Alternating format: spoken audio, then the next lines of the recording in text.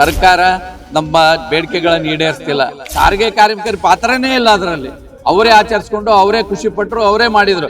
ಈ ಬರೋ ಹಣನ್ನ ನಿವೃತ್ತಿ ಆದವರು ಕೂಡ ಆ 38 ತಿಂಗಳ ಅರಿಯರ್ಸ್ ಕಾಯ್ತಾ ಇದ್ದಾರೆ. ಮುಖ್ಯಮಂತ್ರಿಗಳಿಗೆ ಒತ್ತಡ ಮಾಡ್ತಾ ಇದೀವಿ. ಈ ಹೋರಾಟದ ಮೂಲಕ ಅವರು ನಮ್ಮ ಬೇಡಿಕೆಗಳನ್ನು ಈಡೇರಿಸಬೇಕು.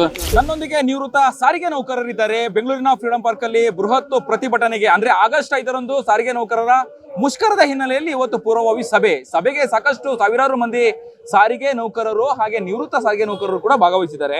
ಸರ್, ನೀವು ಎಷ್ಟು ವರ್ಷ ಸಾರಿಗೆ ಇಲಾಖೆಯಲ್ಲಿ ನೀವು ಸೇವೆಯನ್ನು ಸಲ್ಲಿಸಿದ್ರಿ? 28 ವರ್ಷ ಸೇವೆ ಸಲ್ಲಿಸಿದ್ದೀನಿ.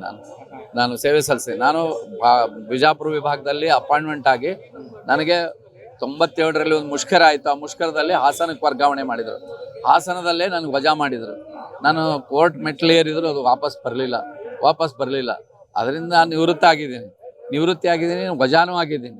ಸಾರಿಗೆ ಸಂಸ್ಥೆಯಲ್ಲಿ 28 ವರ್ಷ ಸೇವೆ ಮಾಡಿದ್ರು ನನಗೆ ಯಾವುದೋ ಥರದ ಹೇಳಿದಲ್ಲ, ಯಾವುದೋ ಒಂದು ಕಪ್ಪು ಚುಕ್ಕೆ ಇಲ್ಲದೆ ಕೆಲಸ ಮಾಡಿದ್ದೀನಿ 28 ವರ್ಷ. ಇವತ್ತು ಸಾರಿಗೆ ನೌಕರರ ಹೋರಾಟಕ್ಕೆ ನಾವು ಕೂಡ ಬಂದಿದ್ದೀವಿ. ನಾನು ಪದಾಧಿಕಾರಿ ಆಗಿದ್ದೀನಿ, ಬಾಗಲಕೋಟೆ ವಿಭಾಗದ ಅಧ್ಯಕ್ಷ ಆಗಿದ್ದೀನಿ, ಫೆಡರೇಷನದ KSRTC ಸ್ಟಾಫ್ ಫೆಡರೇಷನ್ ಉಪಾಧ್ಯಕ್ಷ ಆಗಿದ್ದೀನಿ.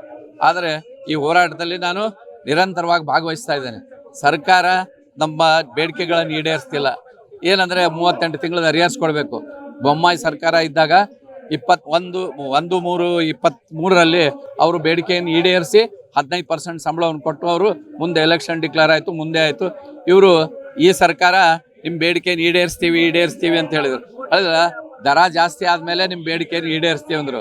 ದರ ಜಾಸ್ತಿಯಾಗಿ ಕಳೆದ 7 ತಿಂಗಳಾಯಿತು. 7 ತಿಂಗಳಾದರೂ ಸರ್ಕಾರ ನಮ್ಮ ಬೇಡಿಕೆಗಳನ್ನು ಈಡೇರಿಸ್ತಿಲ್ಲ. ಮತ್ತು ನಮ್ಮನ್ನೇ ತಾತ್ಸಾರ ಮಾಡ್ತಾ ಇದ್ದಾರೆ. ಹೇಳಿದಲ್ಲ, ಇವರು ಕಳೆದ ಇದರಲ್ಲಿ 500 ಕೋಟಿ ಜನ ಮಹಿಳೆಯರು ಈ ಬಸ್ಸಲ್ಲಿ ಪ್ರವಾಸ ಮಾಡಿದ್ದಾರೆ. ಅದರಲ್ಲಿ ಸಾರಿಗೆ ಕಾರ್ಮಿಕರ ಪಾತ್ರೇ ಇಲ್ಲ. ಹೇಳಿದಲ್ಲ, ಈ ಹೆಸರು ತಂದಿದ್ದು ಸರ್ಕಾರಕ್ಕೆ, ಈ ಯೋಜನೆ ಹೆಸರು ತಂದಿದ್ರು ಈ ಸಾರಿಗೆ ಕಾರ್ಮಿಕರು. ಆದರೆ ಸಾರಿಗೆ ಕಾರ್ಮಿಕರ ಪಾತ್ರನೇ ಇಲ್ಲ ಅದರಲ್ಲಿ. ಅವರೇ ಆಚರಿಸ್ಕೊಂಡು ಅವರೇ ಖುಷಿ ಪಟ್ಟರು, ಅವರೇ ಮಾಡಿದರು. ಸಾರಿಗೆ ಕಾರ್ಮಿಕರನ್ನು ಅದರಲ್ಲಿ ಭಾಗವಹಿಸುವಂತೆ ಮಾಡಬೇಕಾಗಿತ್ತು ಸರ್ಕಾರ ಮಾಡಲಿಲ್ಲ. ಅದರಿಂದ ಸರ್ಕಾರ ನಮ್ಮನ್ನು ಮರಿತಾ ಇದೆ. ಈ ಶಕ್ತಿ ಯೋಜನೆ ಯಶಸ್ವಿಯಾಗಿ ಜಾರಿ ಮಾಡಿದ್ದು ಇವತ್ತು ಬಸ್ಗಳು ಕಡಿಮೆ ಇದೆ, ಡ್ರೈವರ್ ಕಂಡಕ್ಟರ್ ಕಡಿಮೆ ಇದ್ದಾರೆ, ತಾಂತ್ರಿಕ ಸಿಬ್ಬಂದಿ ಕಡಿಮೆ ಇದ್ದಾರೆ. ಆದರೂ ಕೂಡ ಈ ಸಾರಿಗೆ ಸಂಸ್ಥೆ ನಡೀತಾ ಇದೆ. ಅಂಥದನ್ನು ನಮ್ಮನ್ನು ಎಚ್ಚರಿಕೆಯಿಂದ ಸರ್ಕಾರ ನಮ್ಮ ಬೇಡಿಕೆಗಳನ್ನ ಈಡೇರಿಸಬೇಕು.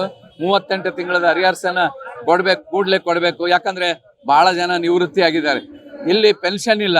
ಅದರಿಂದ ಈ ಬರೋ ಹಣನ ನಿವೃತ್ತಿ ಆದವರು ಕೂಡ ಆ 38 ತಿಂಗಳ ಅರಿಯರ್ಸನ್ನು ಕಾಯ್ತಾ ಇದ್ದಾರೆ. ದಯವಿಟ್ಟು ಸರ್ಕಾರದ ಮೇಲೆ ಮುಖ್ಯಮಂತ್ರಿಗಳಿಗೆ ಒತ್ತಡ ಮಾಡ್ತಾ ಇದ್ದೀವಿ. ಈ ಹೋರಾಟದ ಮೂಲಕ ಅವರು ನಮ್ಮ ಬೇಡಿಕೆಗಳನ್ನು ಈಡೇರಿಸಬೇಕು, ನಮ್ಮ ಅರಿಯರ್ಸನ್ನು ಕೊಡಬೇಕಂತ ಹೇಳ್ತಾ BV Kulkarni, KSRTC staff and workers union. ಇದಿಷ್ಟು ಸಾರಿಗೆ ನೌಕರರ ನಿವೃತ್ತ ನೌಕರರ ಮಾತುಗಳಾಗಿತ್ತು. ಅಂದ್ರೆ ಬಿಜಾಪುರದಿಂದನೂ ಕೂಡ ಈಗಾಗಲೇ ಒಂದಷ್ಟು ಬಳ್ಳಾರಿ, ಬಾಗಲಕೋಟೆ, ಚಾಮರಾಜನಗರ, ರಾಜ್ಯದ ಬೇರೆ ಬೇರೆ ಭಾಗಗಳಿಂದನೂ ಕೂಡ ಬಂದು ತಮ್ಮ ನೋವನ್ನ ಹೇಳ್ಕೊಳ್ತಿರುವಂತದ್ದು, ತಮ್ಮ ಬೇಸರವನ್ನ ವ್ಯಕ್ತಪಡಿಸ್ತಾ ಇರೋದು. ಒಟ್ಟಾರೆಯಾಗಿ ಆಗಸ್ಟ್ 5ರಂದು ಸರ್ಕಾರದ ವಿರುದ್ಧ ಸಾರಿಗೆ ನೌಕರರ ಸಂಘದವರು ಅಥವಾ ಸದಸ್ಯರು, ನಿವೃತ್ತ ಸದಸ್ಯರಾಗಿರ್ಬೋದು, ನೌಕರರಾಗಿರ್ಬೋದು, ಇವರೆಲ್ಲರೂ ಕೂಡ ಬೃಹತ್ ಮಟ್ಟದಲ್ಲಿ ಪ್ರತಿಭಟನೆ ಅಥವಾ ಮುಷ್ಕರ ಮಾಡಲಿಕ್ಕೆ ತಯಾರಿ ನಡೆಸ್ಕೊಂಡಿದ್ದಾರೆ. ಆದರೆ ಆಗಸ್ಟ್ 4ವರೆಗೆ ನಾವು ಕಾಯ್ತೀವಿ, ಸರ್ಕಾರ ನಮಗೆ ಸ್ಪಂದಿಸುತ್ತಾ ಅನ್ನುವಂಥದ್ದನ್ನ ಕಾದ್ ನೋಡ್ತೀವಿ ಅನ್ನುವಂಥದ್ದನ್ನ ಹೇಳ್ತಾ ಇರುವಂತದ್ದು. ಕ್ಯಾಮರಾ ಪರ್ಸನ್ ಸುನಿಲ್ ಕುಮಾರ್ ಜೊತೆ ಅಭಿಜಿತ್ ಗಣೇಶ್, ಕರ್ನಾಟಕ ಟಿವಿ, ಬೆಂಗಳೂರು. ನಮ್ಮ ಕರ್ನಾಟಕ ರಾಜ್ಯದಲ್ಲಿ ಕಳೆದ ವರ್ಷದ ನೀಟ್ ಮತ್ತು IIT JEE ಪರೀಕ್ಷೆಯಲ್ಲಿ ಸಾವಿರಾರು ಉಚಿತ ಮೆಡಿಕಲ್ ಹಾಗೂ IIT ಸೀಟ್ಗಳನ್ನು ನೀಡಿರುವ ನಮ್ಮ ಹೆಮ್ಮೆಯ ಎಕ್ಸೆಲ್ ಅಕಾಡೆಮಿಕ್ಸ್ ವಿದ್ಯಾಸಂಸ್ಥೆಯಾಗಿದೆ.